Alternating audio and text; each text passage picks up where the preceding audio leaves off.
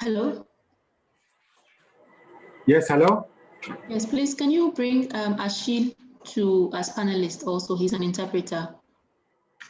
He's, right now, he's an attendee. Thank you very much. Joshua, can you please add the other interpreter? And can we be assigned as interpreters now? Yes. I've done that for you. What's the name? Sorry, I didn't get the name of the Ashil. Achil. And we have not yet been assigned as interpreters also, if that can be done.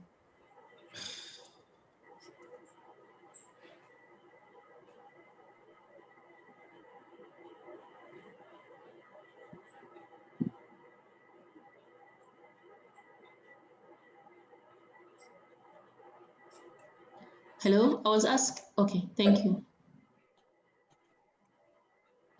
How soon is the meeting starting, please?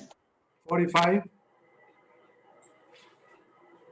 At 45, we will start, 5 minutes from now.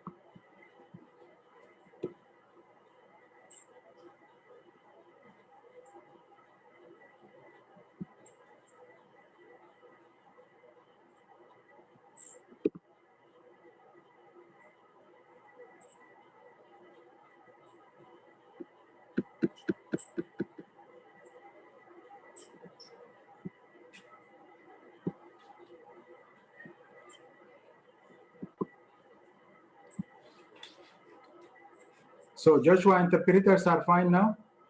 Yes, sir, they are fine. Okay, good.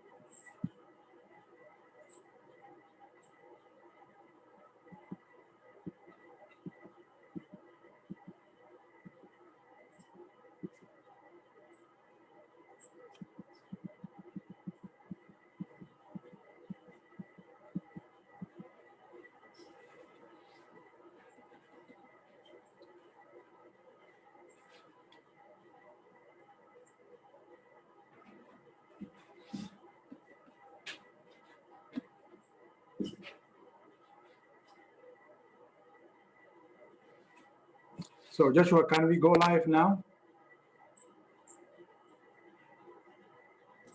Yes, sir. Okay, so are we live now?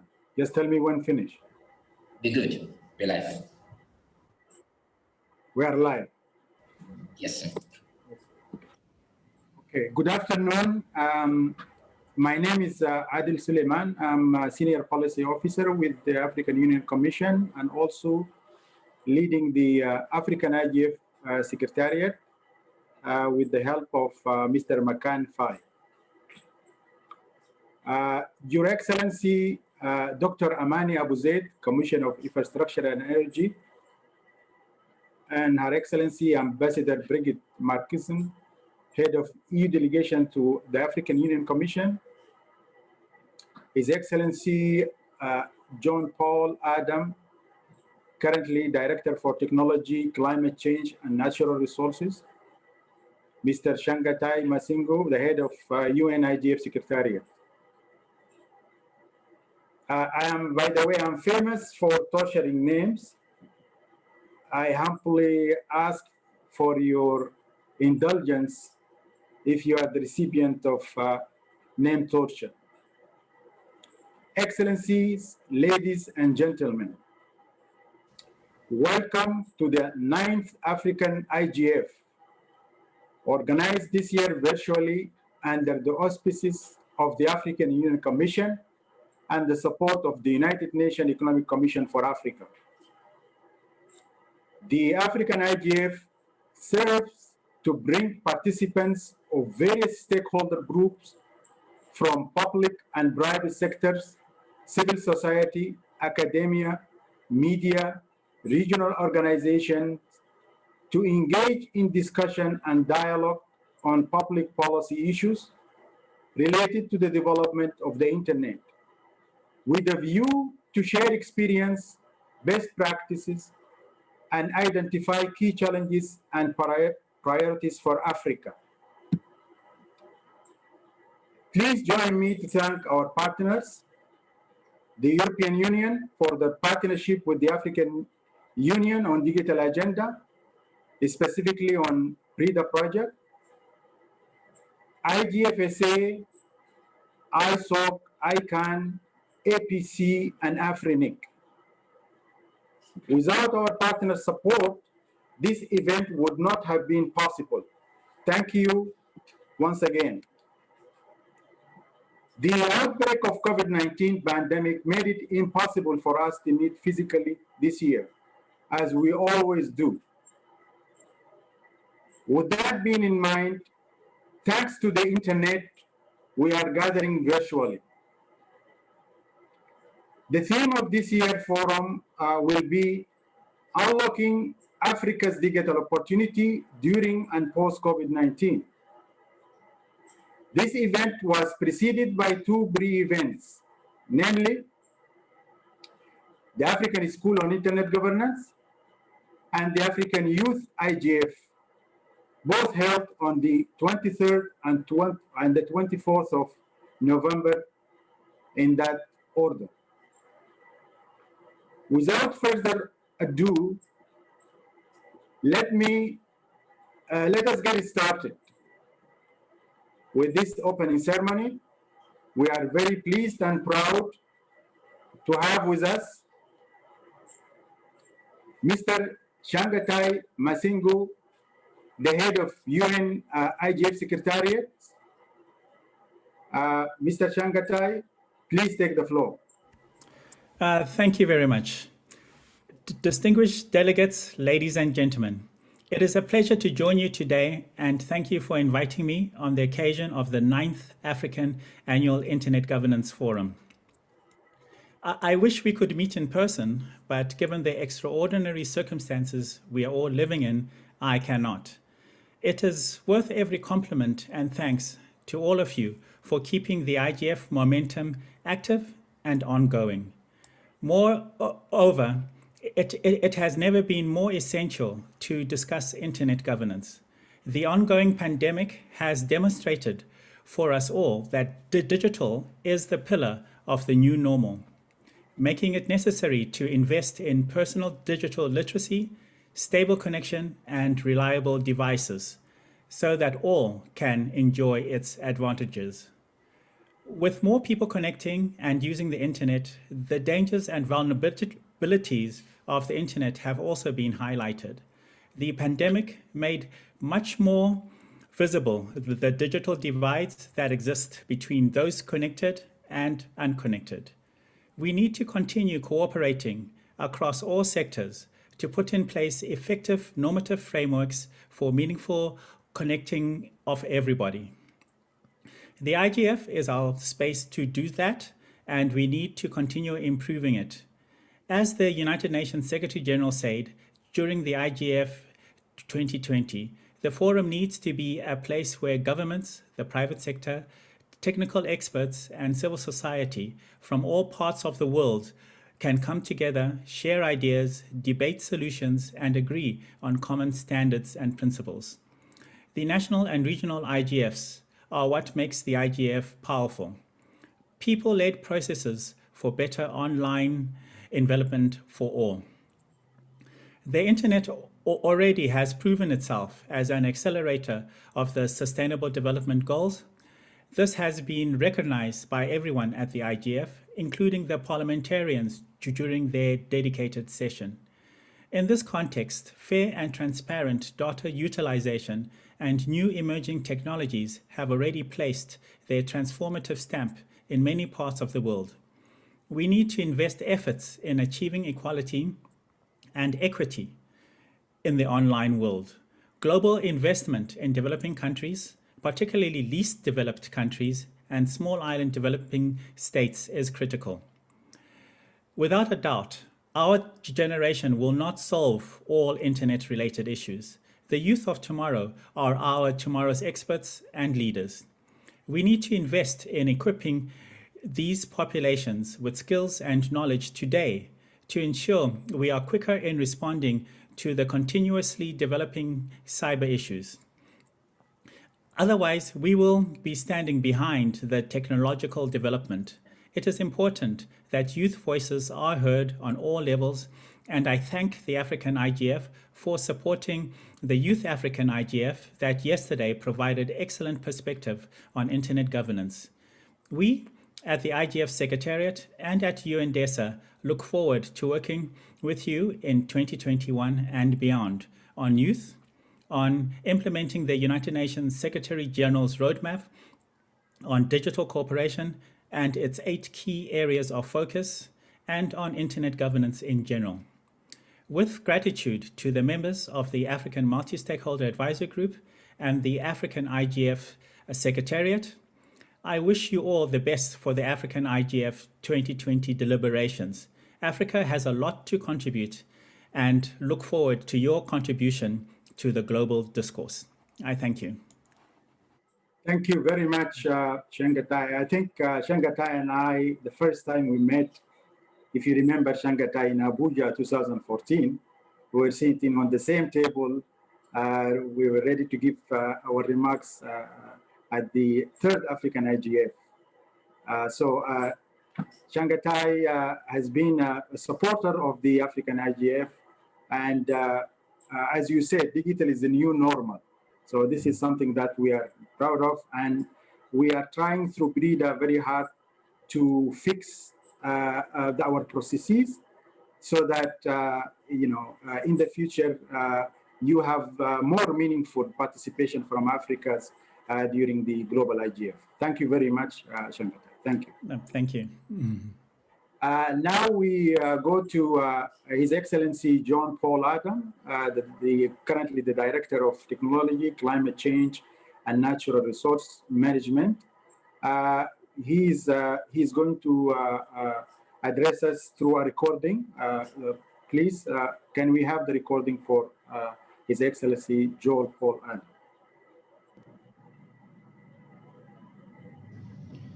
Your Excellency, Dr. Amani Abu Zaid, the AU Commissioner for Infrastructure and Energy, Your Excellency, the Chair of the African IGF, Ms. Mary Uduma, and we take this opportunity to also express our sincere condolences on the occasion of your recent loss.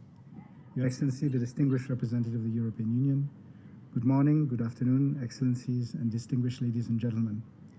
My name is Jean-Paul Ardant from the United Nations Economic Commission for Africa, and I'm delighted to have the opportunity on behalf of the Executive Secretary, Dr. Vera Songwe, to present a message on her behalf for this very important event of the African Internet Governance Forum. So, ladies and gentlemen, we are at a decisive moment to build forward better for Africa and for the world. We must seize this moment. And Africa's digital transformation is at the heart of making the most of this moment, of making it count. It gives me great pleasure to welcome you into this digital space to be part of this transformation. The virtual Internet Governance Forum, organized by the African Union Commission in collaboration with UNECA, under the theme of unlocking Africa's digital opportunities during and post-COVID-19, is an opportunity to identify the barriers and obstacles and also underline what needs to be done differently, seize the opportunities. In Africa, growth is expected to contract by 5.4% in 2020, with a mild recovery on the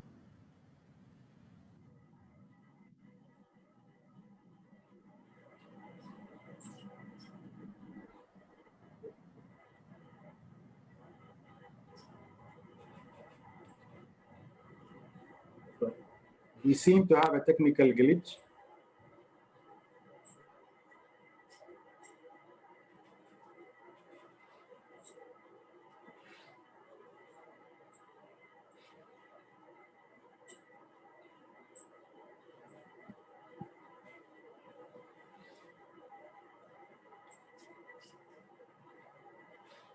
Do we have the video ready now?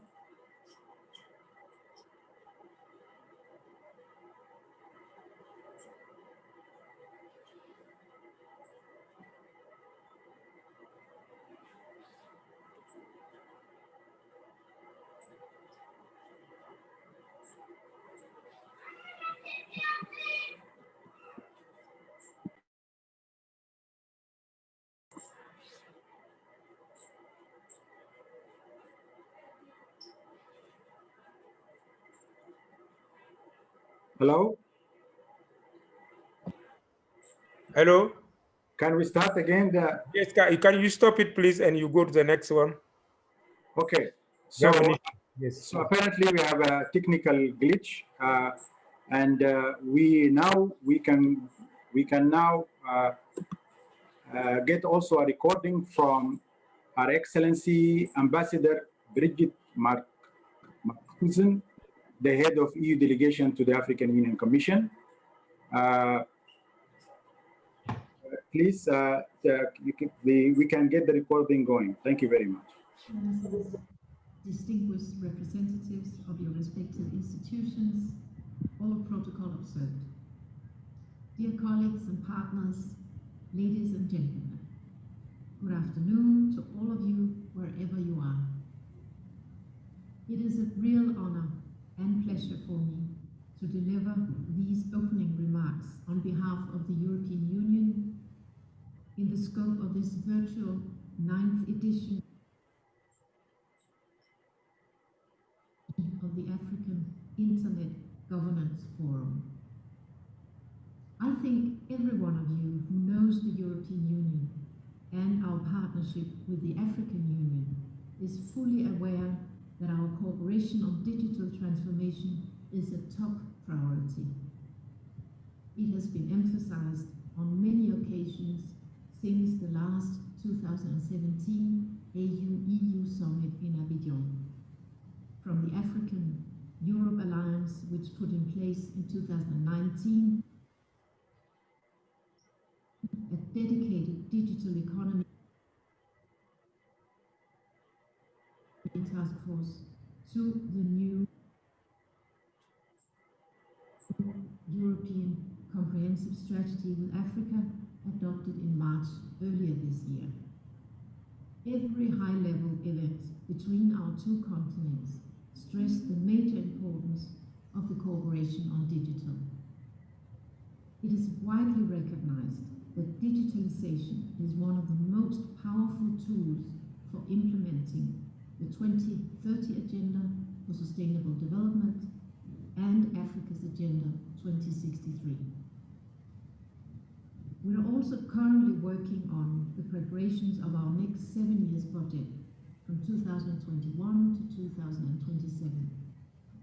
And digital transformation will clearly be a key sector of our cooperation with Africa.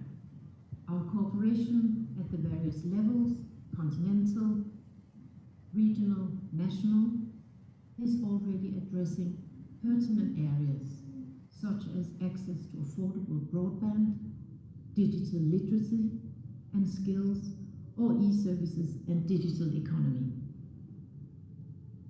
Of course, 2020 is definitely and deeply marked by the COVID-19 crisis, which changed the world as we know it and has created unprecedented challenges and impacts in the short term, but certainly also in the long term, globally and across all sectors and all parts of the world. The full relevance of the overall theme of this year's edition of the African Internet Governance Forum is therefore the European Union, acting as Team Europe, operated fast to address the challenges created by the COVID-19 crisis, and we took a comprehensive and decisive action to tackle its destructive impact. Together with our member states, we have developed and adapted priorities programs with our partners to address the crisis. We have, for instance, mobilized support to facilitate the deployment of healthcare workers and rapid responders for surveillance, laboratory testing, and case management at country level, as well as strong backing of the Africa Center for Disease Control. The COVID-19 crisis clearly highlighted the decisive role of digital technologies and data. This is demonstrated daily since the start of the outbreak, for instance in the adaptation of the working methods, of the delivery of public services, or new ways for conducting education, businesses, or diplomacy or governance. We all know it.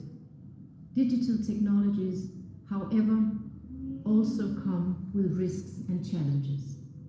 If misused, they can be harmful to human rights and democracy, for example, through cybercrime or disinformation campaigns and hate speech. The European Union approach on digital is clear.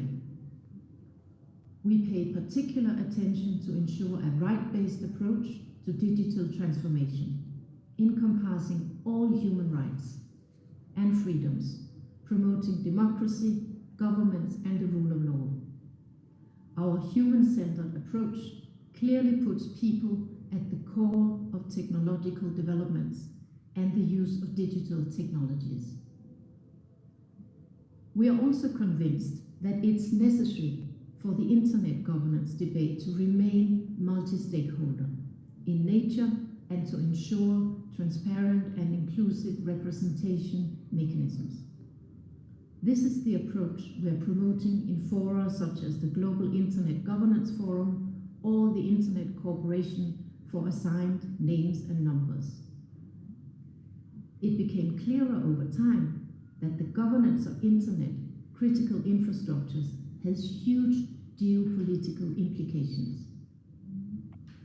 In this field, as well as in others, we witness the resurgence of actors that are pushing towards nationalism and protectionism, as opposed to strengthening the multilateral rule-based systems. Ongoing discussions within international fora and bodies show that there are, for instance, different attempts to radically change the internet architecture. The European Union will continue to oppose any attempt to change the free and open nature of the internet. And we will continue to support reforms of the multi-stakeholder model in all different instances and venues with a view of making it more efficient and effective and ultimately fit for purpose for the coming years and decades.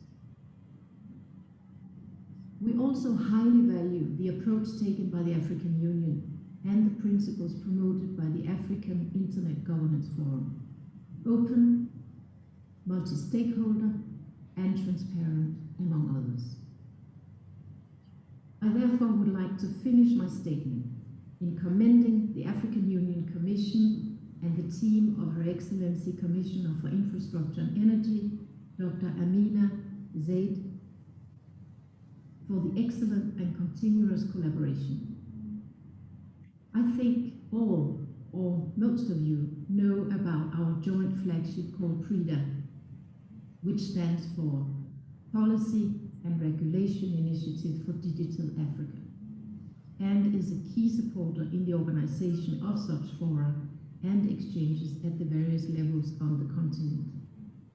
I know Ms. Mary Uduma, Chair of the Africa IGF Multi-Stakeholder Advisory Group, is contributing actively and with her usual passion and enthusiasm in our joint activities. I also take this opportunity to thank Dr. Vera Songwe, Executive Secretary of the UN Economic Commission for Africa, with whom we are working very closely. I would finally like to warmly thank the PRIDA technical assistants for their remarkable work and efforts. Let me finish in thanking all the participants for joining this forum, and I wish you very fruitful deliberations. Thank you very much. Thank you, Ambassador Birgit. I think we want to apologize for the technical difficulties, and apparently this is bandwidth related. So we have a lot of work in Africa to make sure that we have the right bandwidths for this kind of event.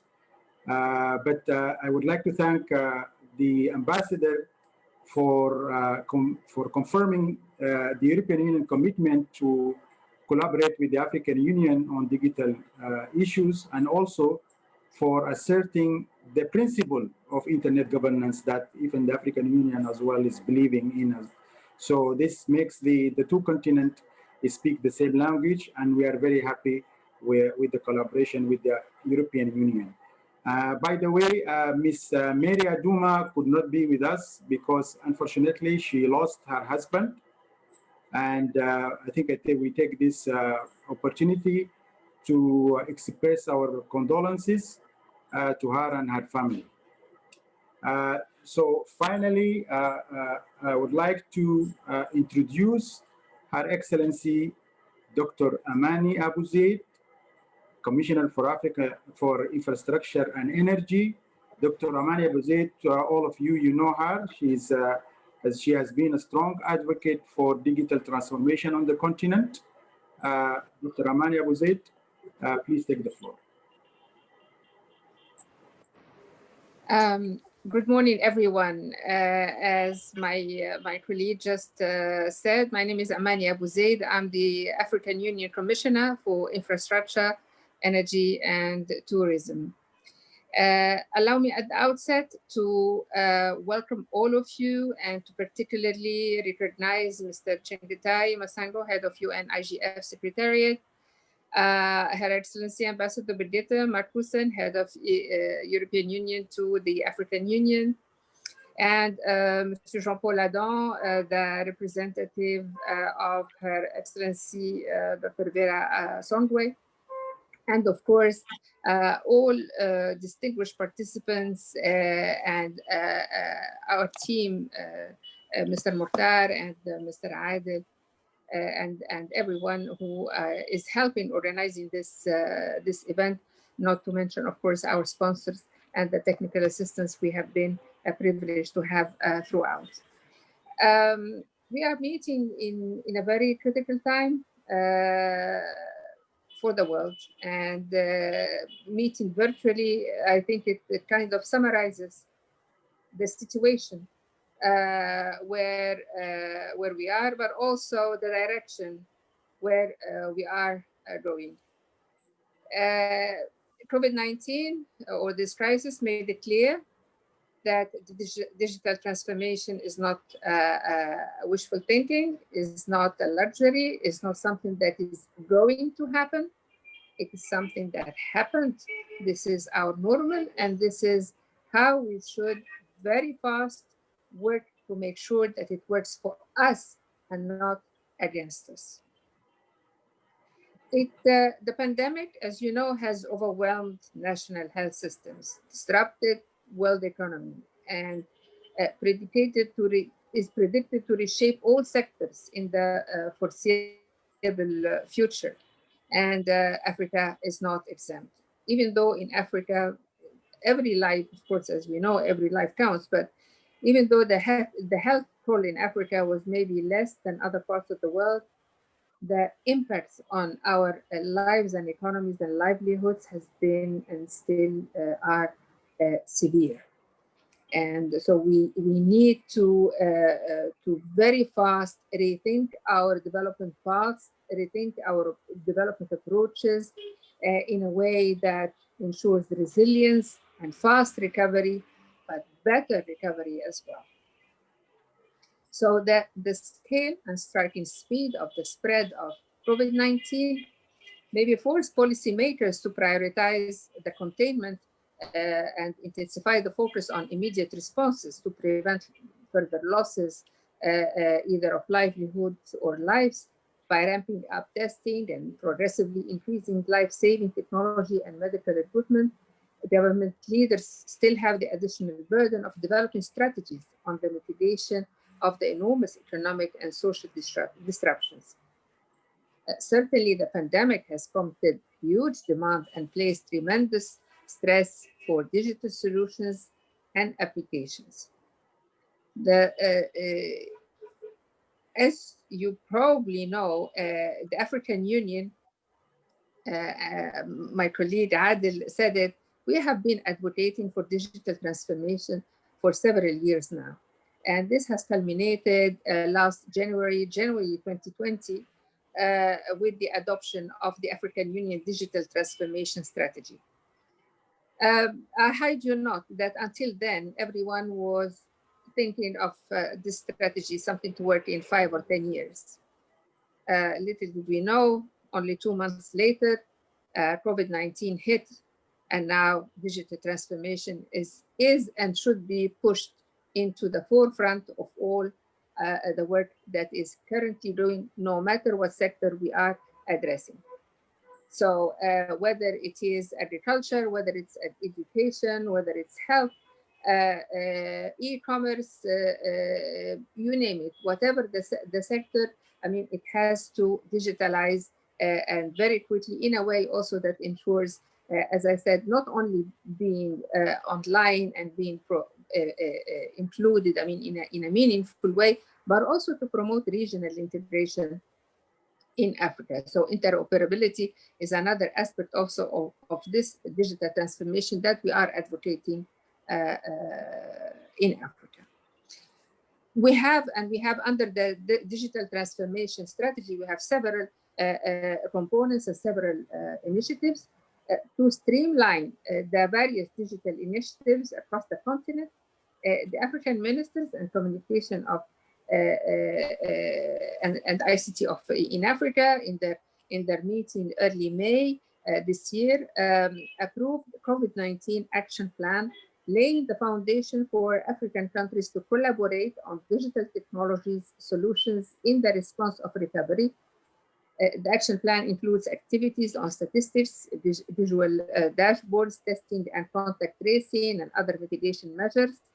The ministers emphasized the importance of utilizing technologies of the fourth industrial revolution, particularly artificial intelligence, to address the crisis with regard to population screening, tracking, and tracing, treatment, and the treatment protocols. Furthermore, they stressed on the need for using new technologies such as 3D printing to mass produce personal protective equipment. Excellencies, distinguished participants, Africa's active participation in the global internet debates still remains low. It is high time for Africa to put in place the structures and processes required to address the challenges and protect our culture, tradition, heritage, and economic interests on the internet. Africa must make sure that she has the human capacity and resources to deal with those challenges. To this end, it is critically important that we make sure at the national level, IGF process has promoted and processes are promoted and established. In this respect, I'm delighted that the African Union Commission in 2018 launched PRIDA project with the aim of boosting Africa participation in the global digital policy deliberations towards ensuring that the African voice is being heard on the global stage. The African Union Commission strongly believes that digital transformation of Africa should be premised on the following strategic pillars. Policy innovation for digital development, regulatory and legal issues that help address weaknesses and empower Africa's competitive participation, research and innovation in technology development, digital skills development, promotion of public-private partnership, promotion of the development of local content for addressing social and cultural dynamics of the digital technology. And of course, inclusion, making sure no one is left behind, especially women.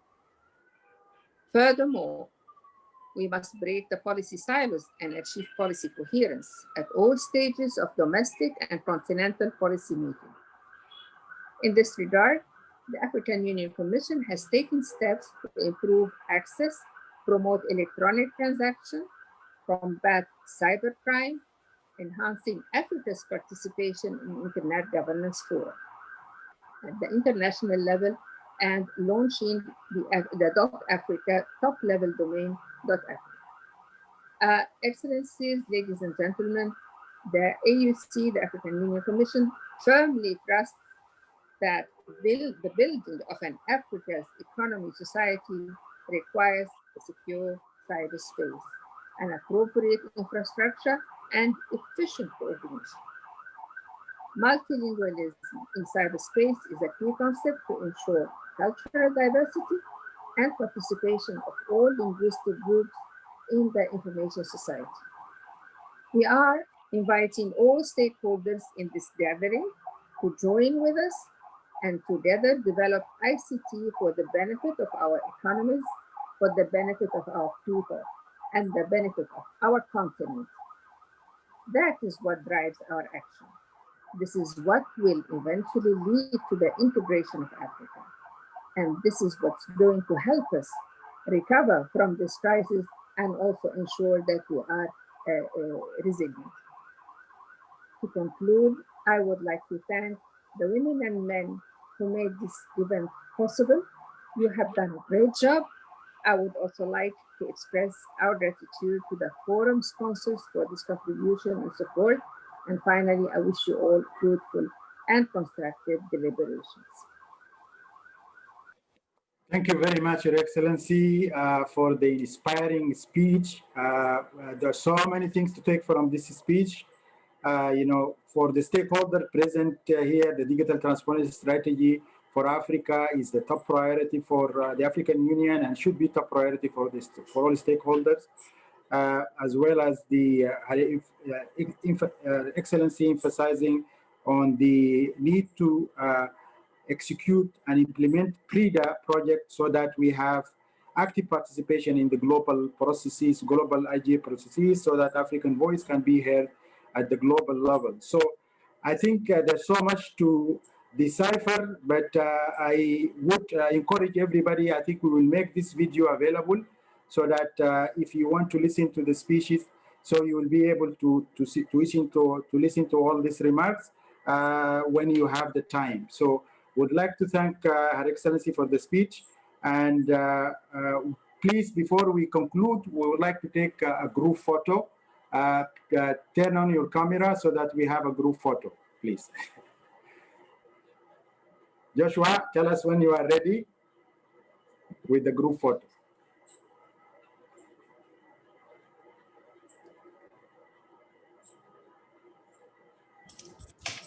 Yeah, I'm ready.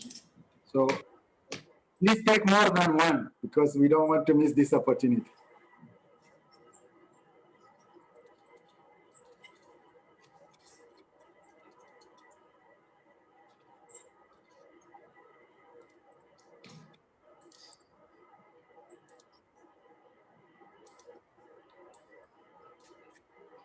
All smile.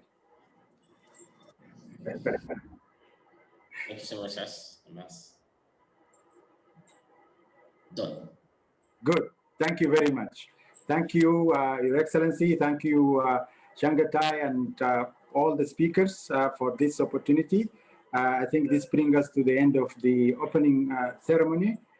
We would have a 5 minutes break, and then we will have the next session, which is the reporting from the breakout session by Dr. Nyambura of the technical assistance of Brida. So let's have a 5 minute break, and then we reconvene in 5 minutes to continue. This will be the last session of today. The next session will be the last session of today. And tomorrow we'll start at 8 a.m. UTC, our session. We have a very a good list of sessions and very able moderator and panelists. Please don't forget to join starting tomorrow from 8 a.m. Thank you very much. And with that, we come to the conclusion of this opening ceremony. Thank you and goodbye.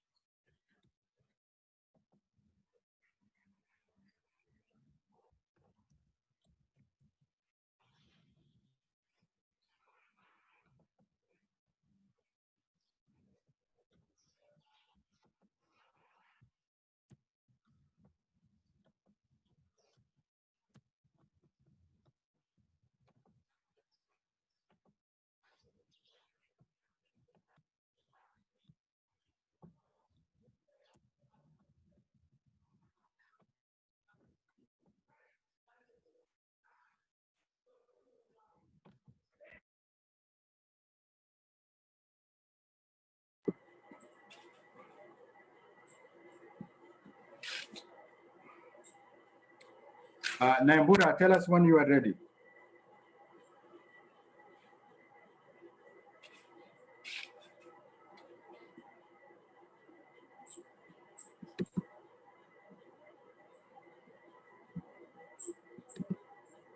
Nyambura?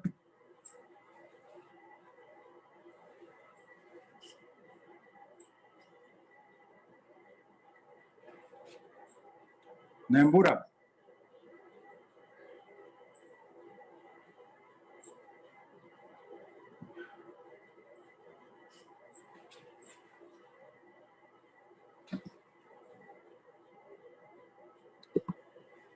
Joshua, are we continuing on this Zoom link, right?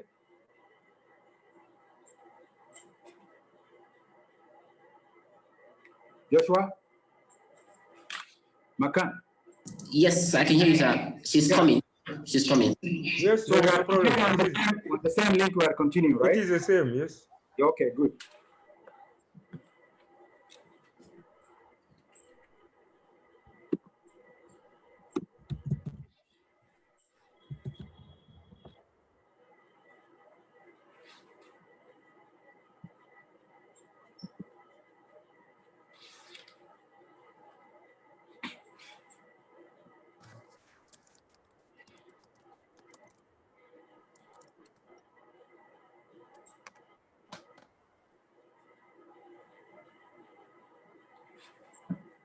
Hello, Dr. Nyambura. So we can start now with the session on reporting from the breakout, from all the breakout session and discussion that took place earlier. Nyambura, please take the floor.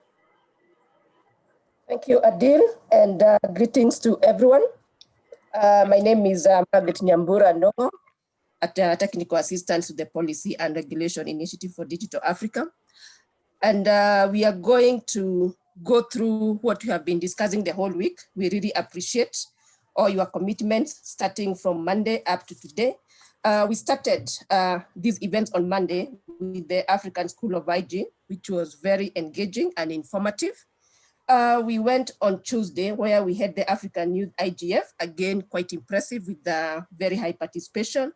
And today we had several breakout sessions, 13 of them, which started as early as 7 a.m. UTC, very early time for most of us. So basically what I'll do in the interest of time, I will invite all the session organizers to give us a brief 3 minutes brief of what the session, the key recommendations from the sessions, and they will introduce themselves as well. I will start with the African School of IG, where we had Koliwa Majama. Welcome and take the floor.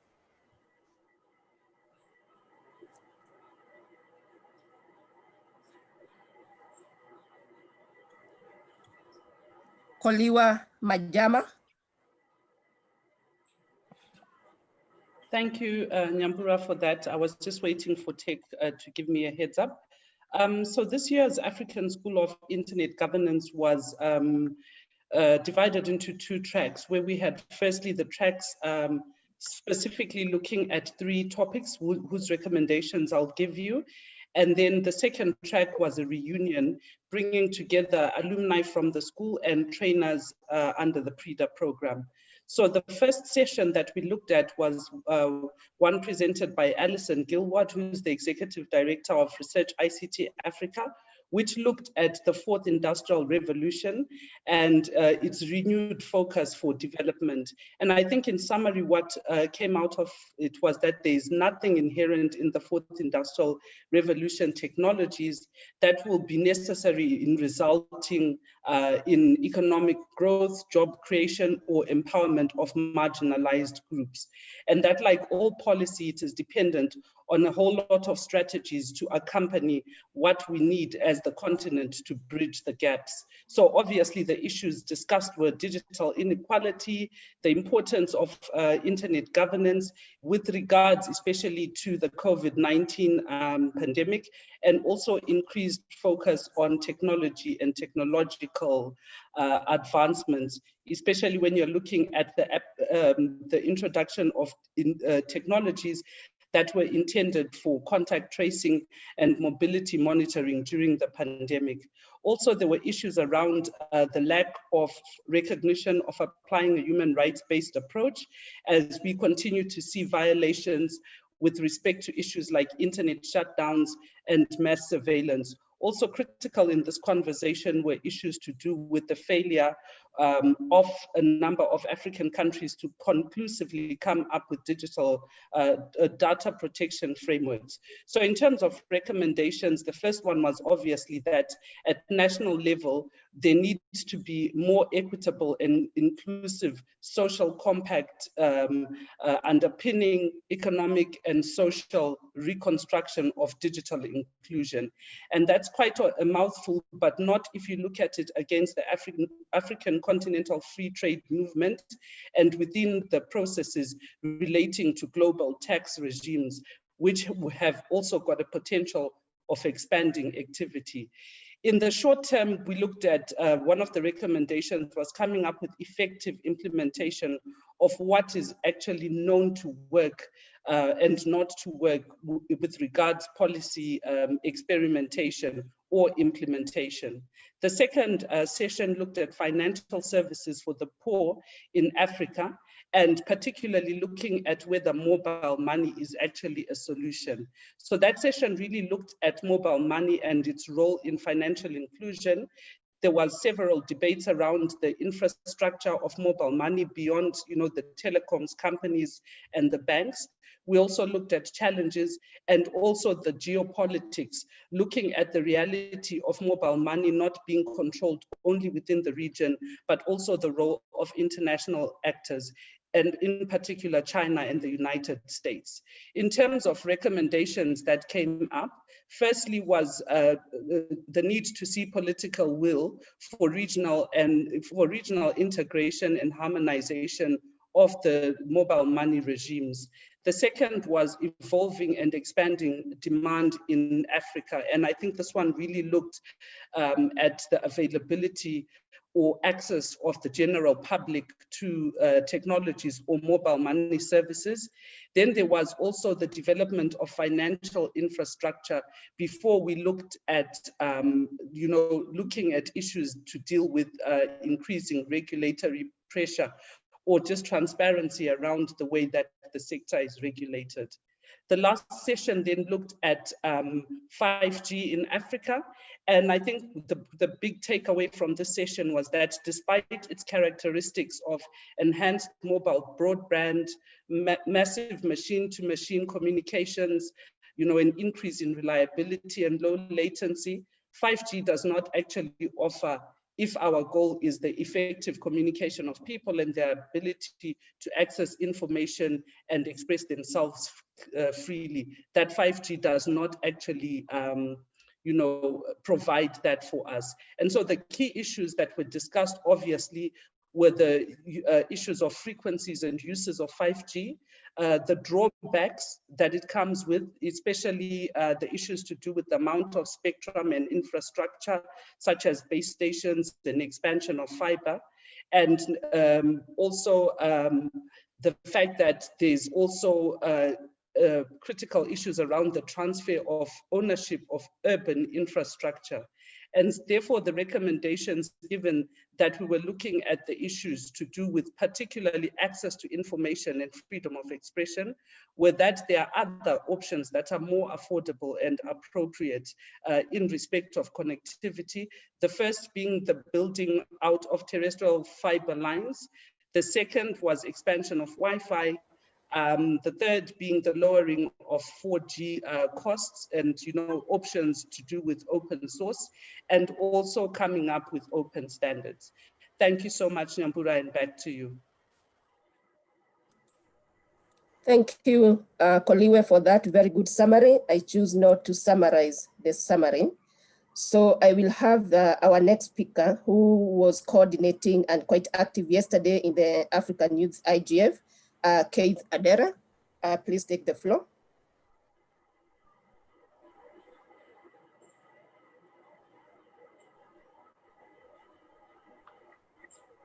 Thank you. Thank you very much, Margaret. It's nice to connect with you again, and good afternoon, colleagues from Nairobi, Kenya. My name is Keith Andere, and I'm here to just make a report on the session we had yesterday at the Africa Youth IGF. This was the second edition, as you all are aware. The first edition, we held it in Jamina, Chad, during the 8th session of the Africa IGF. And so for the first time too, like the very first Africa IGF that is being held virtually, we too held it virtually.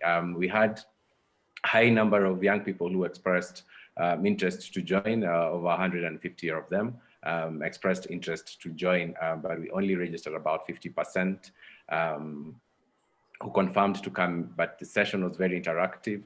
We also had colleagues from Poland IGF who came and shared the perspectives of how they're preparing and how the IGF 2020 was, going and looking into 2021 and how young people from Africa, specifically from the national IGFs, can also plug in and know and contribute to the preparatory process of 2021, which I think was very, very interesting, as well as connecting that linkage, with the next host, which obviously is Africa in 2022 in Ethiopia, and also, helping building capacity of young people to put up a spectacular host of IGF for 2022, given that the global IGF was coming here. Specifically, also, we had colleagues joining, of course, from PRIDA, from the Africa Union, and a representative from the EU, who spoke to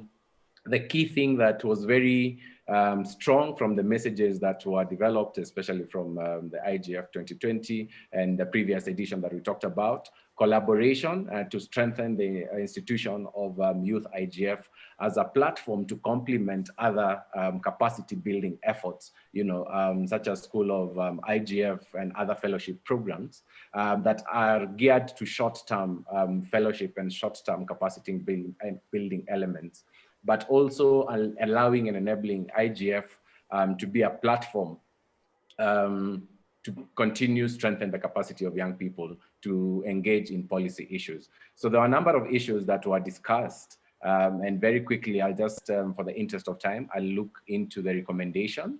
One of the sessions, the roundtable we had a very engaging roundtable format where it engaged young people to talk and just to openly discuss. We had 4 of them. The first one looked at the digital opportunities for young people in Africa during and post-COVID. And the second one was on personal data, looking at the responsibility also of the young people within their personal data, from the protection to the responsibility of the processors and all this. And the third one looked at tech and environment, also looking at what is our responsibility in the face of climate change and climate action, looking at the climate justice alliance and actions that are being taken across the globe. What is our responsibility as young people, specifically within the digital spaces? So one of them, one of the recommendation is for us, they actually took a commitment that they will take responsibility on personal data and actually create awareness around personal data within their community to complement other policy recommendation that we are seeking. They actually asked for harmonization of policy data and privacy in Africa. There should be an African Youth Privacy Day for the youth, in addition to fellowship program. Should be established to ensure that youth are aware and informed on data protection issues and engage. And so specifically, this was taken to the Africa Union, and we hope that we can continue to engage and advocate to have the African Youth Privacy Day to push also for the Malabo Convention that has since registered very low ratification of the same. The second one is localization of the Digital Cooperation Initiative on data protection and principle. The third one is engagement of the youth is needed in the discussion of data protection and privacy while in participating shaping policy. So I'll just go to the other quick recommendations.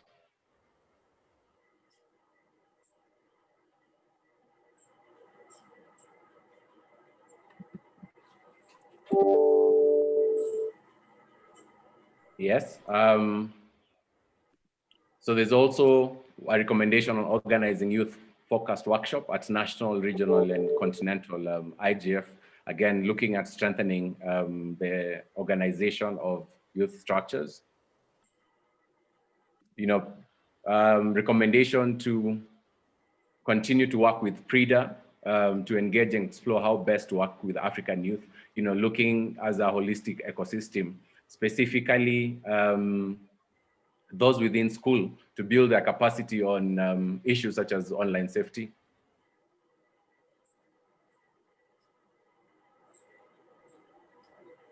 Young people being taken at the center of digitalization, digital transformation strategy of the Africa Union to deliver the Africa Union strategy. So thank you very much. I'll stop up on this recommendation. Thank you very much, Keith. We gave you more time, realizing that we had a whole day on Monday doing all this work, not in Monday, yesterday, and we did the same for Kolewa. So we are going to start giving highlights from the breakout sessions. And again, I will go as they were labeled starting with the first workshop, which was on key issues in data protection policy making and implementation. And this session was moderated by Koliwa Majama. So again, Koliwa, we give you the floor again. Thank you so much, Margaret. So this session was organized by the African Declaration on Internet Rights and Freedoms Coalition, and the speakers were the South African chairperson of the Information Regulator, Advocate Phansi Tlakula.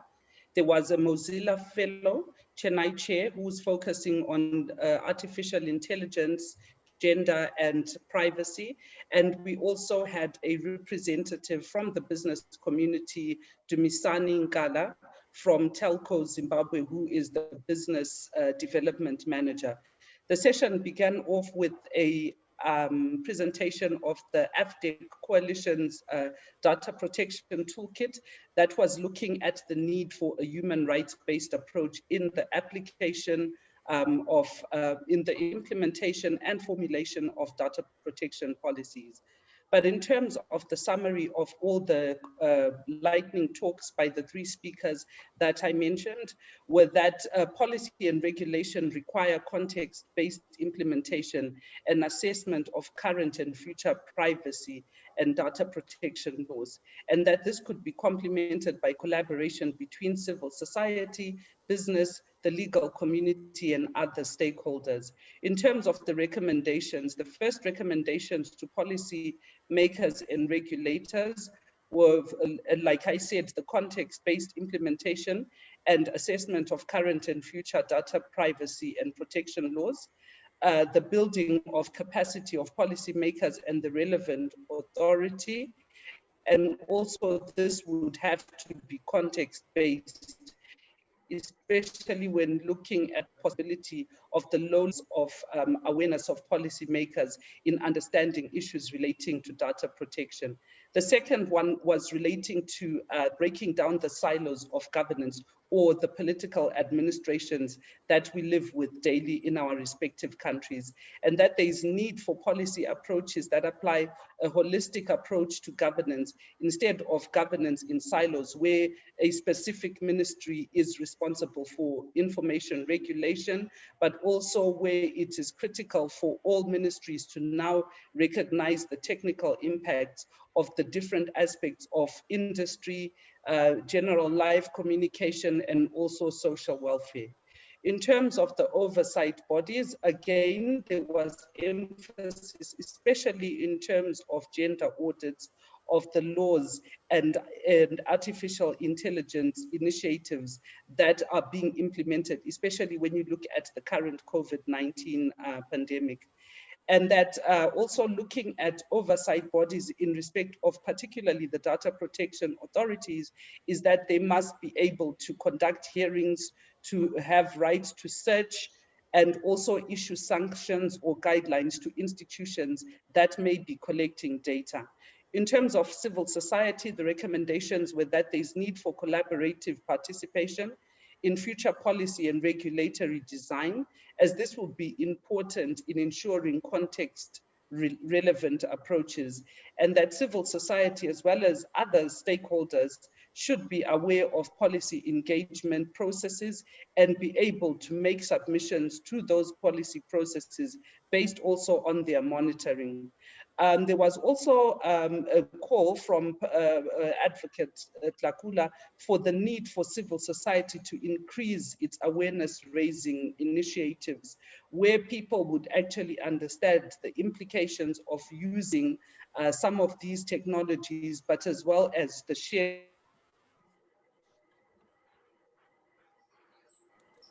consideration around strategic litigation in building up cases, especially as they relate to gender-specific harms, which would build necessary case law that may support the refinement of the current or existing policies, or in the context of countries that are still developing their policies, this would inform them. In terms of interacting with business, there was a call or a recommendation for especially all stakeholders that interact with business to acknowledge that business is not a homogeneous group and always be aware of the need to engage business in relation to data protection in the categories of, firstly, the informal sector, which accounts for about 80% of the business sector on the continent, public enterprise, small to medium enterprise, and lastly, large businesses, which of course is looking at your big businesses like the banks. And then lastly was the issue of the need for adequate funding as well as staff capacity to ensure that suggested measures or recommendations that have been mentioned in this panel would be implemented in a sustainable manner. And this included government adequately funding the data protection authorities, the support of training initiatives for the cited oversight bodies, and also funding of civil society to adequately engage or be involved in holding institutions to account. Thank you, and over to you, Nyambura. Thank you, Kolewa. Those were very insightful highlights. But we must recognize the time constraints we have. So I will encourage and request the rest of the panelists to maintain 3 minutes to ensure that we complete on time, and also considering the tight schedule we have for tomorrow. Our next panelist will be Catherine Anite, who was moderating the workshop on campaigning on digital rights at the United Nations Universal Periodic Review Sessions. So welcome, Catherine. Thank you, Margaret, and good afternoon, ladies and gentlemen, all protocol observed. My name is Catherine Anite, the director of the APRO project at Small Media, which is a London-based organization that advances and supports countries around the world to open civic space through technical support and capacity building. So our session on campaigning on digital rights at the UN had 4 panelists. Kudahov, who is a policy officer at Privacy International. We had James Marchant, who is the research manager at Small Media. Ephraim Kenyanito, a senior human rights officer at Article 19, and Hannah Macklin, who is our manager, our advocacy manager at Small Media. So the objective of our session was mainly to enhance the ability of civil society organizations in Africa and the media to understand digital rights and to campaign for these rights at a global level through the Universal Periodic Review processes. And we had a number of recommendations, but before that we had a discussion on the general outlook of digital rights in Africa. We had participants from Rwanda, from Tanzania, from Uganda, who highlighted the major issues that are coming through from their countries. And we had one major highlight of selective application of the laws, and this mainly touches on, the ruling governments, favoring their members and yet using these laws to restrict and curtail opposition. So the first recommendation we had was for Small Media with our partners to build the capacity of civil society organizations and the media in select African countries where we work on the understanding of digital rights and restrictions to enable them have strategic and effective campaigns and engagements with the UN Universal Periodic Review mechanisms. And then we also had a recommendation where everyone agreed that there needs to be a simplified communication on, what the understanding or the meaning of digital rights, so that it's easily understandable and inclusive, so that communities can actually advance these rights from a point of view where they understand them. Then we recommended that during the 3rd and 4th UPR review cycles, where a number of African countries are coming up for review, we have like Rwanda coming up in January, we have Tanzania, Uganda, Zimbabwe, and other Sudan, South Sudan that are coming up next year. We're recommending that states make and accept positive recommendations to champion and advance human rights online during this process review sessions. We also recommended that states should desist from curtailing the right to expression and access to information through restrictive COVID-19 regulations. Civil society organizations should be proactive rather than reactive in advocating for the right to access the internet, especially during election periods. We normally wait for internet to be shut down and then advocate against the shutdown, but the recommendation was that the advocacy starts way before the shutdowns happen. The states should refrain again from shutting down and throttling internet as a means of curtailing online expression, access to information and assembly rights. And then states and policymakers should guarantee that online and digital related legal and policy frameworks for African countries are in line with international and regional human rights standards and best practices. And finally, we recommended that civil society and the media and citizens should challenge government censorship of digital rights, like internet shutdown, surveillance, restrictive laws and policies through public interest litigation and judicial processes. Thank you. Many thanks, Catherine. That was really brief and to the point. Now we go to the third workshop, which is by Bob Ochieng. And the focus was universal acceptance and email address internet internationalization for supporting a multilingual internet in Africa. Over to you, Bob. Thank you very much, Nyambura, and hopefully I'll be able to do this in 3 minutes and probably give you some minutes back. So this session really looked at what seems, or what most of the time is treated as very technical, universal acceptance, which really stems from, the expansion of the domain name space, where today you have, domain names that are in other scripts that are not Latin as we know it. So you have domain names in, Chinese, in Arabic, and really the issue here is how to ensure that these particular domains in these other languages or scripts are, acceptable and used or are usable seamlessly by, end users, you and me, just like, the mainstream domain names that we know, the .coms, the .net, the usual writing script that is dominant, which has not been the case since, the major expansion of the domain name space in the year 2012.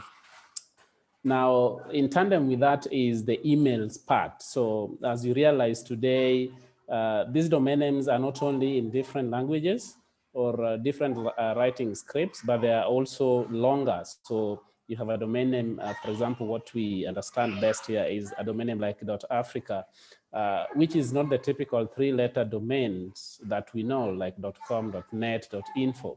Now, such domain names, their corresponding email addresses also have challenges. So when you talk about universal acceptance and email address internationalization, is really ensuring that both domain names in other scripts and their corresponding email addresses are able to be used seamlessly across our systems.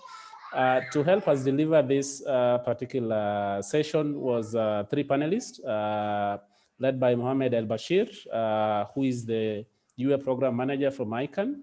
We had Lucky Masilala, who is leading .Africa, and we have Engineer Delmonem Galila, who is a UA ambassador based in Egypt, but who has also done a lot of work really trying to mobilize and conduct sessions and hackathons on how to actually technically implement this particular theme.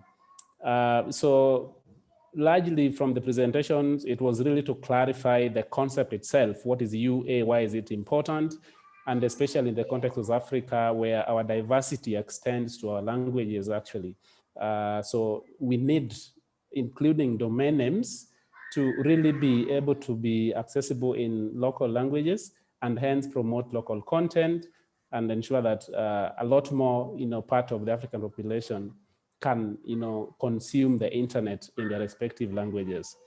I would just say that the key recommendations from this was really in 3 parts. The first one is recognizing the role that governments can play in one, consuming UA-ready content and ensuring that their systems, government systems, are compliant in terms of universal acceptance, so that government systems take the lead in being compliant as far as this technology is concerned. And two, ensuring that governments enforce procurement of compliant systems. So there is the consumer part and enforcing production part to comply. If governments complied or led in leading compliance, then majority of our countries will significantly raise their level of UA or universal acceptance readiness. So governments really play a critical part. The second part is general collaboration across the industry to take note of this important technological factor and ensure that private sector also strives to ensure that their systems are compliant. It is really an update, a systems update sort of exercise that needs to happen across Africa. And to this end, ICANN highlighted the fact that a number of local initiatives are being supported by ICANN to ensure that there is awareness and there's practical capacity building across different sectors to ensure that they do implement universal acceptance. The final close by reiterating the fact that universal acceptance will be key in ensuring that the next billion users who should likely come from developing countries and Africa specifically can actually get online. So in summary, this was the key objective of the session. And we hope that it added value in ensuring that this particular evangelism of Africa accepting UA and recognizing it as an important and critical element that needs to accompany their digital transformation and journey takes front seat. So with that, Nyambura, I think that is the quickest I could do, and back to you. Thank you very much. Thank you, Bob. That was a good attempt. Our next panelist is Verengai Mabika, who was on a workshop based policy considerations for community networks in Africa. Welcome, Verengai.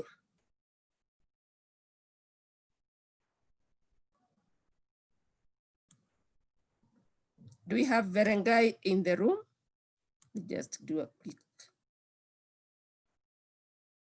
Apologies, we don't have Verengai. Do we have anyone from the group that would want to step in?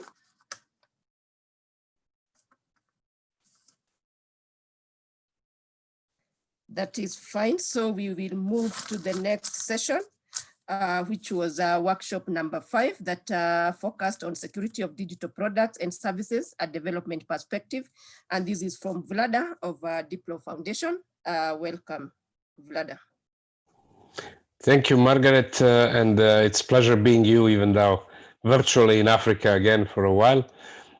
We had quite a good exchange, and I'll run through some of the messages. So firstly, vulnerabilities in different digital products and services, software, hardware, systems, and cloud are continuously exploited by cyber attacks, which produces security risks, safety risks in terms of even human safety, since hospitals and other critical infrastructure is being connected, and diminishing trust in this digital transformation. This in turn endangers economic development. Companies should embrace security by design and security by default approach, basically thinking about security from the design phase and even before throughout the processes and skilling the people in the companies. Geneva Dialogue on Responsible Behavior in Cyberspace, which is a project led by the Swiss Federal Department of Foreign Affairs and Diplo Foundation, has gathered some of the lead global companies to share good practices. Those companies include Kaspersky, Microsoft, Cisco, Siemens, Huawei, and many others. We still don't have African companies on board. It would be great to have them. So this is sort of an invitation for possible African companies, partners to join the Geneva Dialogue. In developing countries, companies and generally small companies and startups might find it hard to focus on security, and that might be an additional burden to them. So it is important not to press them. It's rather finding the incentives by the policies, through the policies and regulations, to make them embrace security by design rather than forcing them. Then again, throughout Africa, governments and local authorities, and not only in Africa, also create numerous digital services for citizens. And the security of those services is critical for safety of the citizens. One of the examples that we mentioned was with regards to national ID schemes and then the protection of the data and well, privacy and rights of the citizens. There is a need to boost cooperation among governments and the private sector, as well as civil society, which can help a lot with bringing them together to enhance awareness about security of digital products and explore regulatory and policy options to incentivize security by design rather than enforcing. We need more easily digestible baseline security requirements as a sort of a harmonization of good practices of companies, existing international standards, national regional policies and regulatory options, and international principles, and of course standards to be deployed by the companies. The context and cultural specificities of countries also across Africa is very important in this regards. Some of the possible approaches by regulators and in this public-private partnership would be certification schemes and labeling schemes, which in a way notify which services and products are more secure, which are less. And there are some good examples led by Singapore, the European Union, and one idea was that to discuss a possible African certification scheme or a model.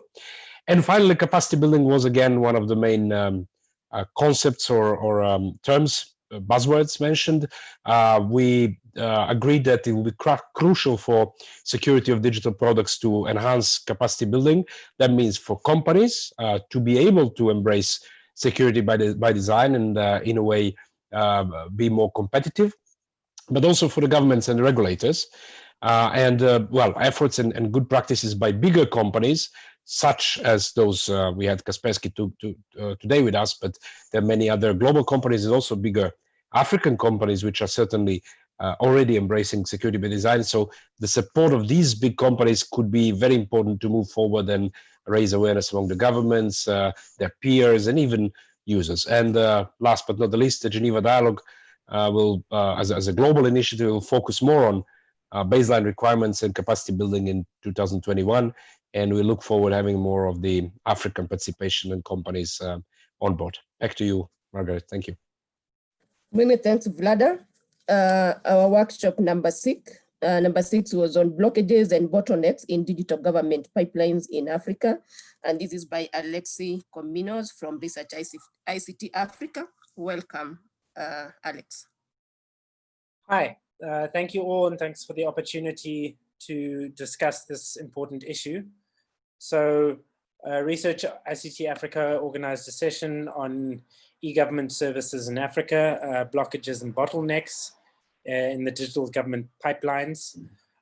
So as our panelists, we had Professor Justine Olawande Daramola from the Cape Peninsula University of Technology. He's an academic who's conducted a multi-country study into provision of digital services.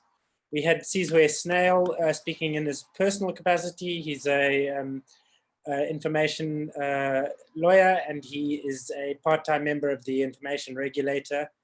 We had Felicia Antonio from Access Now speak about shutdowns and internet access and government services, and JD Botma, who works for a NGO in South Africa called Open Up that builds civic technology and works with governments to provide digital government services.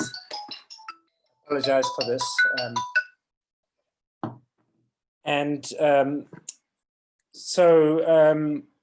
The challenges that were identified was that e-government tends to be an elitist concept with a small section of the population with a disproportionately large amount of wealth and good internet connectivity taking advantage of this, also with language and literacy constraints.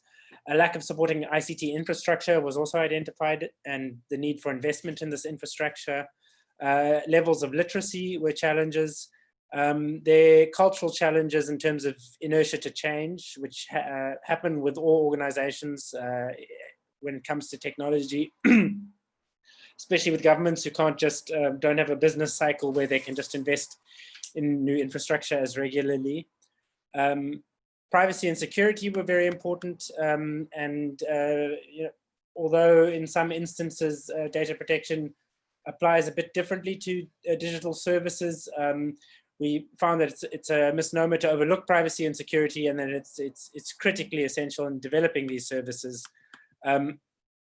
We also discussed access barriers, the amount of people using the internet and having a mobile phone, and then shutdowns or blockages of access in times that people might need them, like elections or during times of human rights abuses, or during times of pandemics. So when we are in an emergency, though, there might be a need to control maybe dangerous communications, there's an increasing need to communicate and access these services. So yeah, we can't have shutdowns in that context. That we also were talking about how to make politicians and governments accountable when there are shutdowns. And then moving back to the development cycle, we talked a bit about vendor lock-in. So once you've chosen one vendor, it might be harder to move to other services and more interoperable services. And that there seems to be a hesitation to use open source software, although it helps to get outside of some of these lock-in problems and to get stuck and getting stuck in contracts. It helps you be more agile and having ownership of your project. There's also a misunderstanding that because it's free, it's not useful, and then also because it's free that it doesn't need investment, where it obviously needs a lot of investment. And then we talked about the long approval processes when it comes to data governance, which obviously data governance is important to decide about data ownership, storages, and responsibilities. But they do delay the agile process used in software development. And agile software development is basically, to say very in a summarized manner, but when all stakeholders come together in the software development process. So we need to approve stuff about data ownership, data custodianship, data governance, and how it works from the get-go, so that we can proceed on to all stakeholders testing together and using it.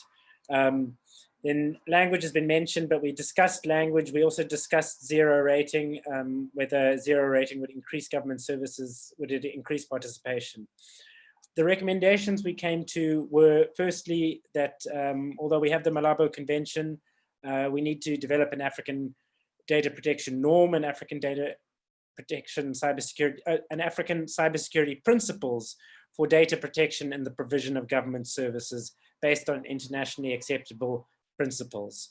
So data protection should apply to government services. It may apply differently, but it should apply, and it makes these services more durable, and it makes them better services, and it protects citizens' data and privacy going forward. We want to increase citizen participation in the design of e-government platforms, including in their monitoring and evaluation. And we also want to encourage the use of open source technologies in the development of e-government platforms, and to help avoid vendor lock-in and to augment ownership of e-government services by all stakeholders. We want to get approvals up front. As I said, in agile development, we want all stakeholders on board. So we need to iron out data custodianship, data storage, data governance issues, so we can move on through to development, testing, and usage. And then while certain jobs could, or labor no longer needs to be done due to automation, this shouldn't mean that we should be cutting work in the public sector, and hopefully the public sector is more protected from this idea that automation is going to take away jobs and we must deal with it. But in the public sector, if automation is taking away labor, we can use this excess labor existing in the public sector to provide better services to citizens. So we touched on translation and we touched on the actual human connection to citizens. So services are given to citizens through humans, and it's important that this excess labor goes into investing in the people providing the government services. Cultural changes, we think that there needs to be fair procurement and transparency and public oversight in procurement. And there needs to be a culture in organizations understanding that this is what happens when software is procured. The example of South Africa was given with regards to, and I think it's happened in many other countries with regards to procurement for the COVID-19 pandemic. I mean, it was upfront said that these contracts need to be like accountable and transparent, and we need to understand where the money has gone. So perhaps this is a moment for a cultural change. And then we need to push for interoperability, which would be a next step towards more sophisticated. Alex, only 30 seconds, please. Sure. We want more interoperability. We need to invest more in the internet to augment its power and to make it more accessible and affordable to all people. And then we need translations into more languages other than the lingua franca or official languages of the country, which seem to be the languages that government services are de facto provided in most cases. Thank you.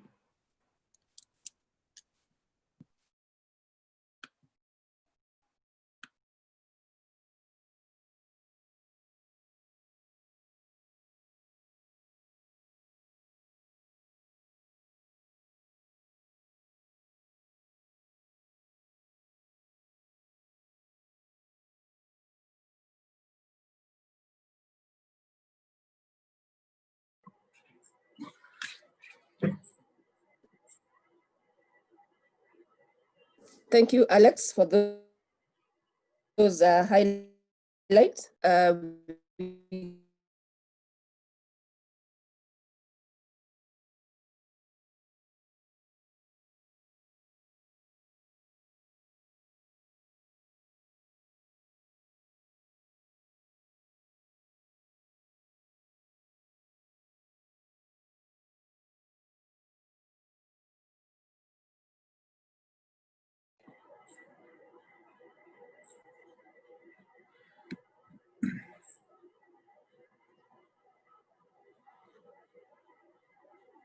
Nyambura, your connection was not good, so can you repeat, please?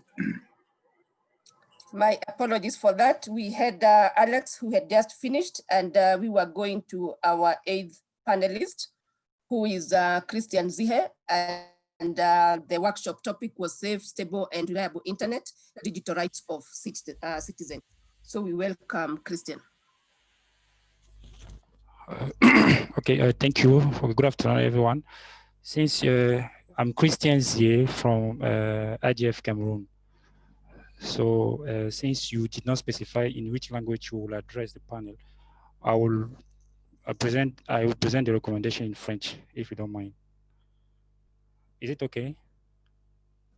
It would be nice if you are able to do that in English, if it is not too much challenge for you.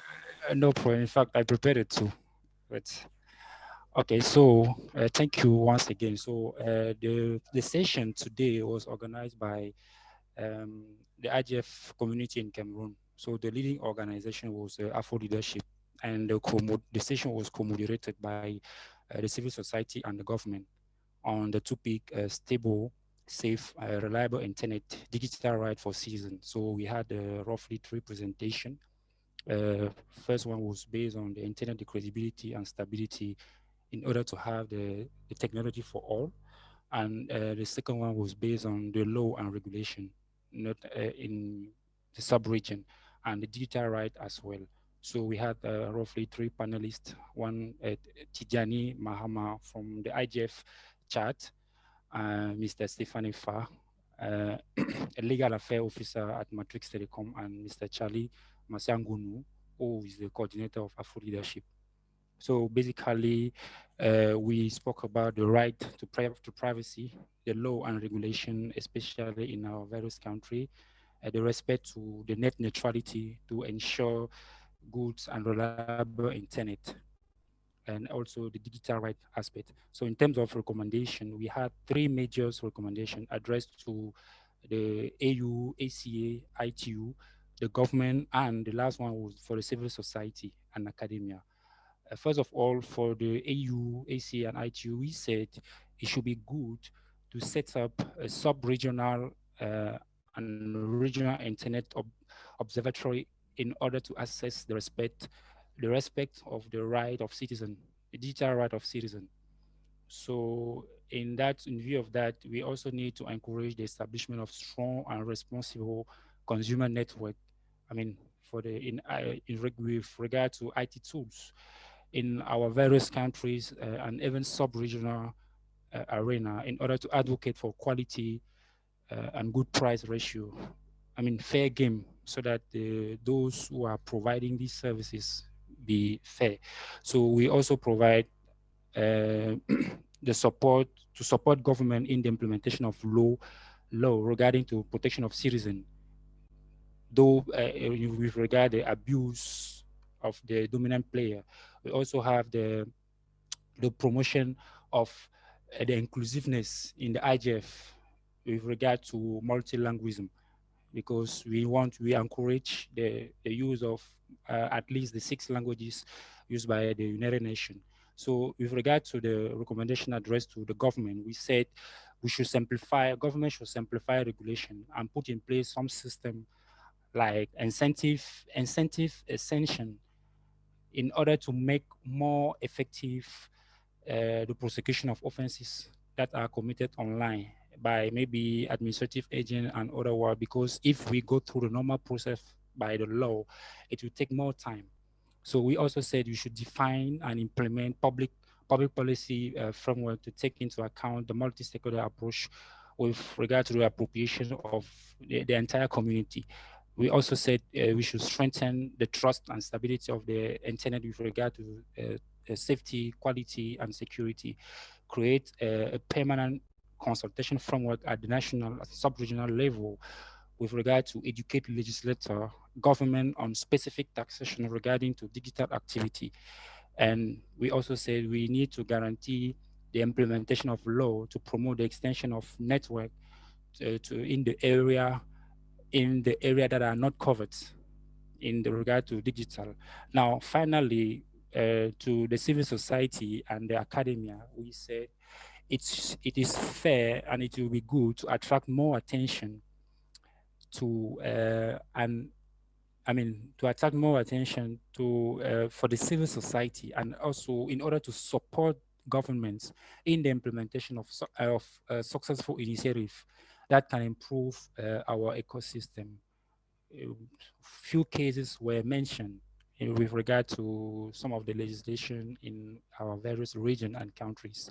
So the next one will be also to encourage and develop capacity building in the ICT field on behalf for the benefit of the entire community.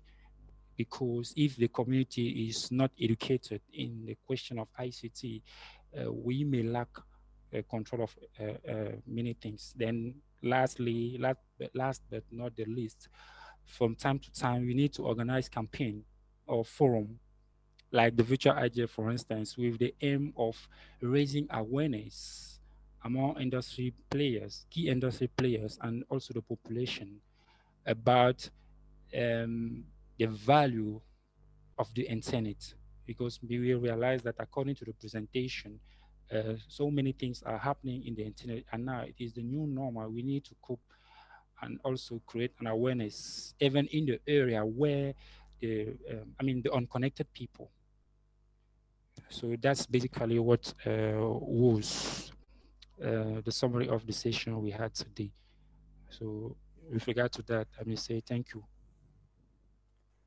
Many thanks, Christian, for those highlights and for your kind understanding. Next time, we'll make sure we have a provision for the French interpretation. Our next workshop, which was number 9, is CCTLDs and Internet Governance in Africa, and this is by Barak Otieno of the African Top Level Domain. Welcome, Barak. And we note that you had internet challenges, but I have seen you somewhere, so I hope you are able to take the floor. Welcome, Barak.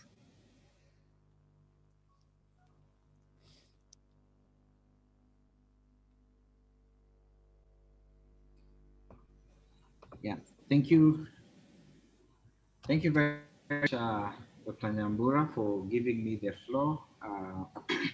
Good afternoon or good morning, colleagues, depending on where you're connecting from. We had workshop number 9, which basically focused on CCTLDs and internet governance on the African continent. And the key takeaways from the workshop, which was attended by 52 participants, was first of all, we recognize the fact that a number of CCTLDs continue to host the Secretariat of their National Internet Governance Forum processes. Examples include .ss for South Sudan, .ng for Nigeria, .rw for Rwanda. .za is also in the process of assuming the Secretariat role of the South Africa Internet Governance Forum. Having said that, the CCTLD managers were encouraged to continue wherever possible to host secretariats for national internet governance forum processes. The second item is CCTLDs still have an important role to play in convening the national, regional, sub-regional, and continental internet governance fora, and they should continue supporting the same as has been the case in the past. Thirdly, country code top-level domain registries should play their role as per the 2005 World Summit on the Information Society Outcome Document recommendations as representatives of the technical community. And then internet governance processes are key to proper running of country code top-level domain registries. It is important to ensure that all the relevant stakeholders are involved in management of country code top-level domain registries at local level. So that is basically the summary of workshop number 9 and the key policy recommendations that came from the workshop. Thank you very much, Dr. Nyambura. Thank you, Barak, for those highlights. And we go to workshop number 10, which was on e-commerce, what challenges and opportunities for entrepreneurial youth. And our panelist is Badara Diouf. I'm not very sure he is there, but if he is, kindly take the floor.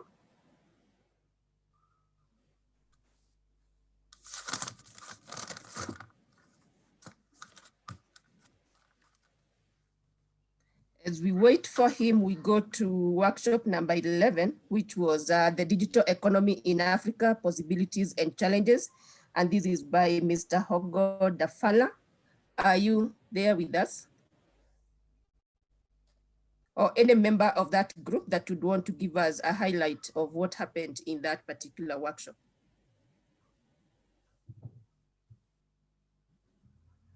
Again, we do not have anyone from there. We go to workshop number 12.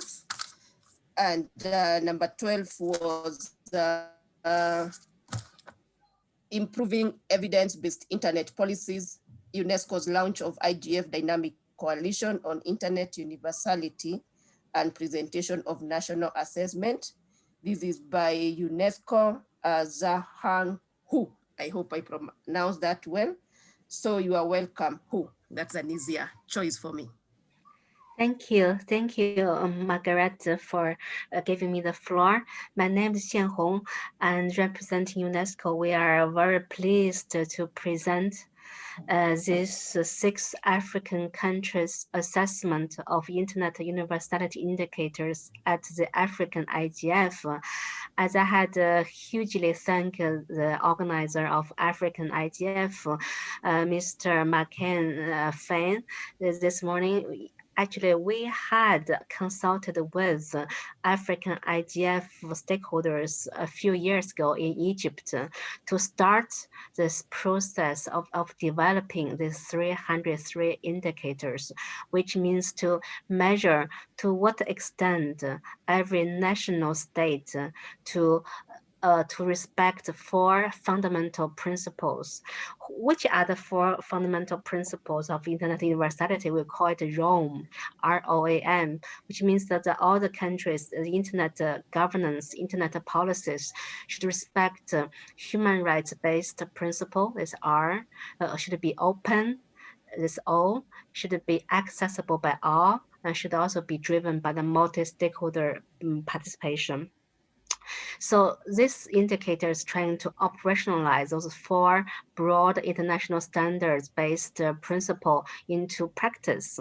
And since we have endorsed these indicators in 2018 for voluntary assessment by the member states, which means all the member states are encouraged to assess it.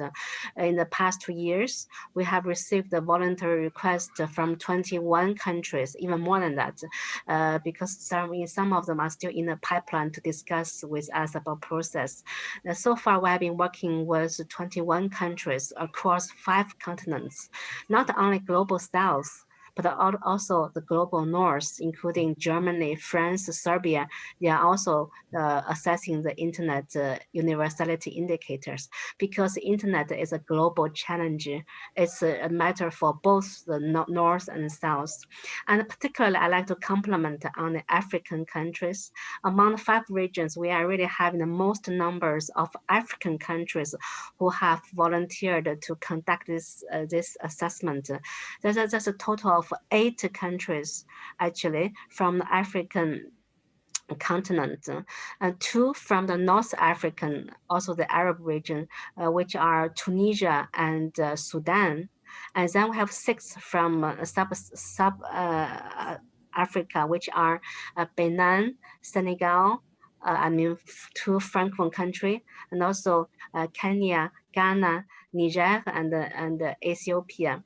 Under this assessment, we have just launched the full completed report of IOI assessment in Benin, Senegal, Kenya, in Africa. That's really congratulations to this vibrant community. And through this morning session, we had presented 6 out of these 8 countries assessment, and shared the major findings from these countries, and also provided their key policy recommendations. Just from my fresh memory, I'd like to highlight several things. On the human rights principle, it seems the several assessed countries in Africa, they have very good legal framework for endorsing the international conventions, but the lack of the implementation and mechanism at the national level to put them into the practice.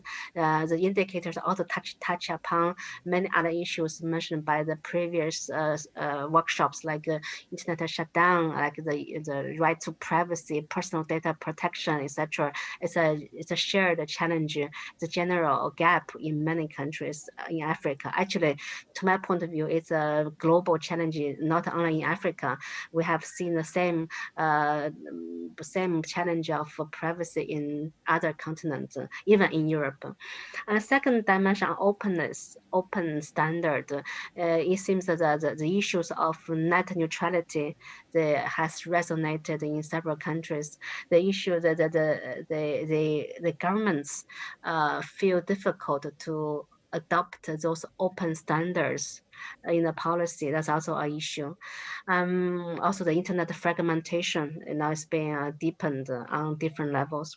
And on the dimension of accessibility and accessible by all, in African countries, we have perceived prominent gender divide. First of all, the women and girls need to really be empowered to put online, and also the gap between the urban and the rural areas in some of African countries.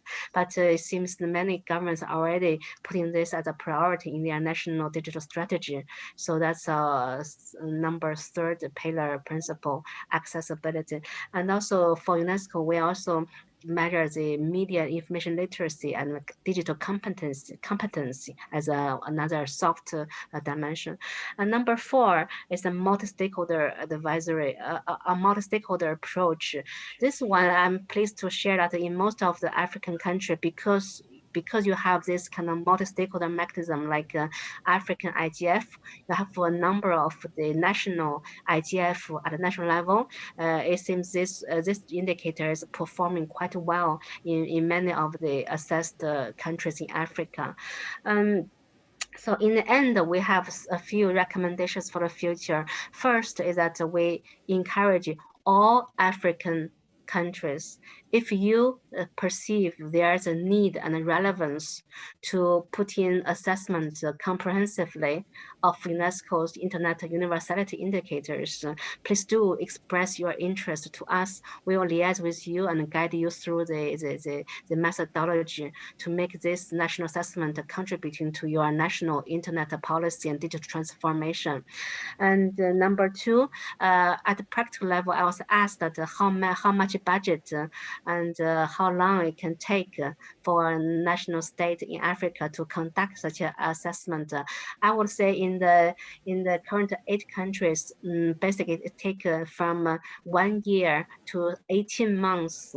1 year to 1 year and a half to start from first step to consult with the multi-stakeholder to build up the advisory board, and then to commission the research, and then to complete by validation workshop to endorse all the recommendations. It takes 1 year to 1.5 years.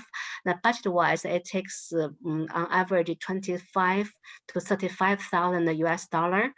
In some of African countries, UNESCO provides some seed funding, and also we are also having a good trend that many African governments, they are really investing, like the government in Benin, government in Kenya, they are really investing to support the contribution in kind to help organize the validation workshop, etc. So it's a matter of also joining a synergy. To do this assessment, and eventually it's good because we got all the stakeholders, including government, to have ownership to this assessment, so they will be more ready to implement the recommendations.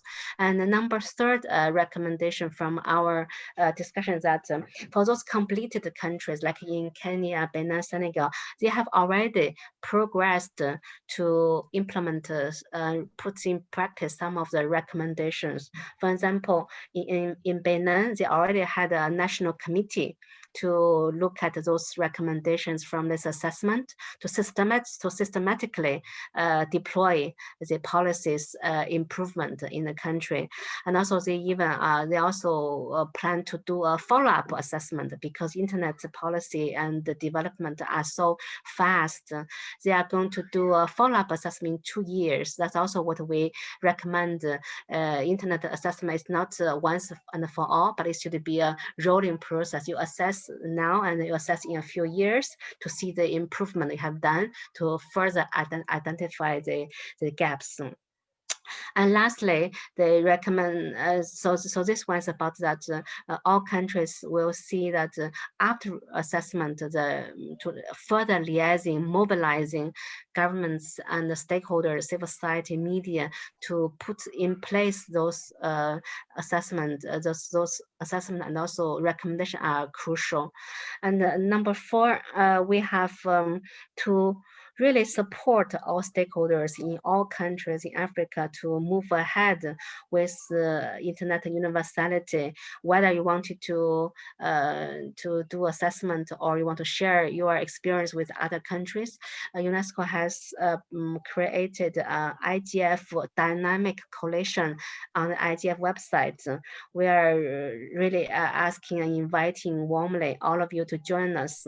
So you could subscribe to that website. I can send the link to the chat, and also if you have interest from your national state, you want to do the assessment, just contact me and my colleague.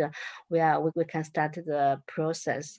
So that's the major highlights. And lastly, I just want to thank you again.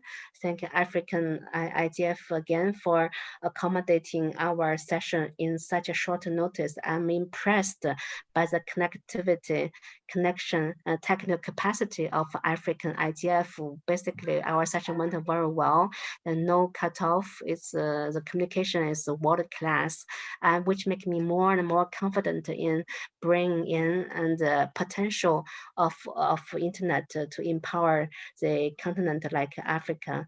I do look forward to working more and expand our project of national assessment of IUI through your platform to more African countries in the future. Thank you. Thank you, Zahang, for your highlights and your kind words. Yes, connectivity, we are trying to work on that, and we are looking forward to even better connectivity even in the rural areas. For the participants, don't give up. I notice some of us have started getting tired. There are only 2 more reports. The second last being from ISOC, which was on capacity building by Esther Munyeria. I don't know whether she's still with us. Esther, are you with us still? I cannot see her on the list. Anybody from the workshop would want to step in for her? As we wait for that, we can be doing our last workshop, which is by Kwaku Antwi. And the topic was community networks, electricity, digital inclusion, spectrum, and the regulatory environment. Welcome, Kwaku. In the meanwhile, for the rest of us, if you want to say something, just put up your hand because this is the last intervention we are having. Thank you and welcome, Kwaku.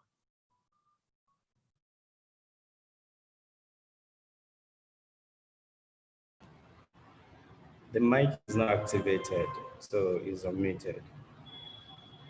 Or it's muted rather.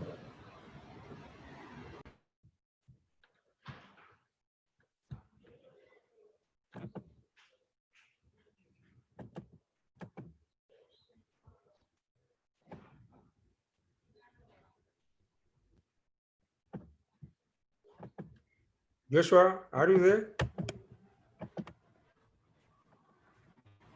Thanks, Margaret. And my name is Kweku Antwi from Ghana, and our session was workshop number 14, which dealt with community networks, electricity, inclusion and regulatory environment. Basically, it was an idea to be able to bridge the digital divide, where hello, please. Does someone need us? Okay. Sorry? Please go ahead. Okay. So the idea is to be able to have networks of internet connections which are built by community members. And the important aspect is that we need electricity, which is energy, to be able to power this up. And we also need regulatory environment, which helps people to be able to connect. So I just want to be a bit brief since we had many speakers and others are waiting to get engaged.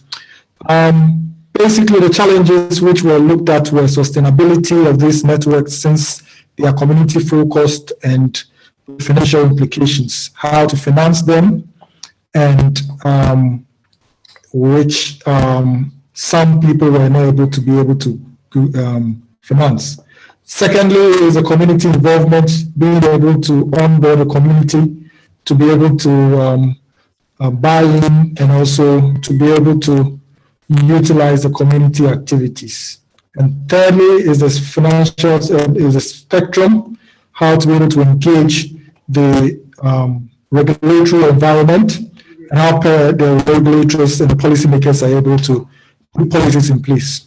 Recommendations is that we need to have a licensed spectrum, which would help people to be able to connect, where the communities organizing these networks are able to have less fees or no fees at all for this.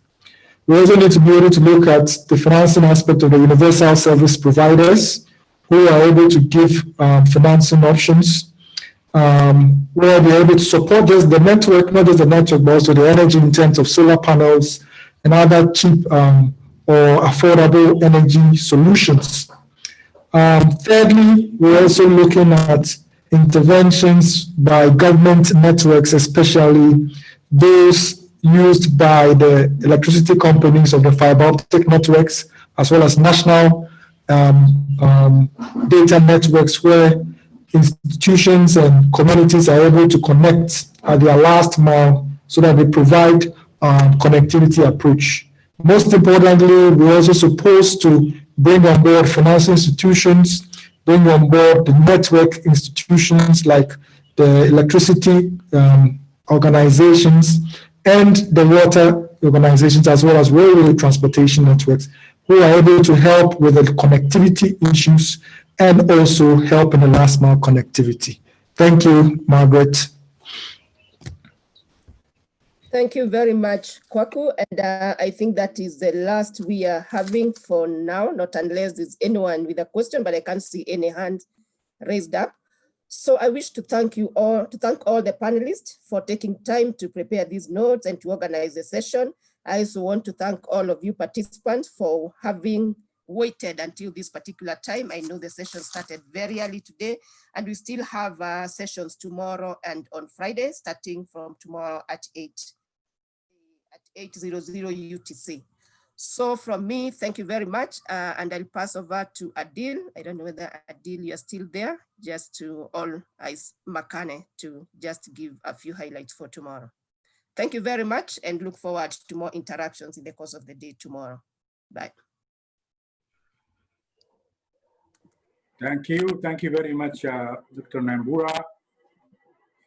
It's been a long day, as she said, but I'm glad you guys is stuck by us, and then you continued, and then now we come to the conclusion of the day zero. As she mentioned, Nyambura mentioned that tomorrow we're going to have the real sessions. This is we had like a snippet now here and there, but this is like the plenary session. This where everybody learning from the breakout session where they could contribute to this plenary session. The main plenary sessions is starting at 8 UTC in the morning, 2 in the morning and 2 in the afternoon. We are starting with session number 1, high-level discussion of internet governance issues during and post-COVID-19. So this is the high-level discussion. This is session number 1. All the sessions are 90 minutes long. And the session number 2 in the morning is unlocking the digital potential of DLDC, developing and least developing countries, unlocking the potential in those countries. Then in the afternoon, we have 2 sessions. Session number 1 is starting session number 1 in the afternoon, creating a sustainable digital taxation regime in Africa. So this is it's going to be moderated by Dr. Alison Gilwer. And we have digital cooperation session, the last one for tomorrow. It's going to be moderated by Ariad, the IGF MAC chair. So we look forward to tomorrow's session. Please, you have the rest of the day to charge your batteries and then join us tomorrow, fresh and ready to go for tomorrow. We anticipate also your active participation during the sessions. This is very important to have everybody actively participation. The panelists were going to be given time to talk, but then at the end of the day, so I think the most important is your contributions and your interventions, questions, and comments would be very vital to the success of all these sessions. I think with that, we come to conclusion of day 0, as I said, and we see you tomorrow morning. Thank you very much, and have a good night.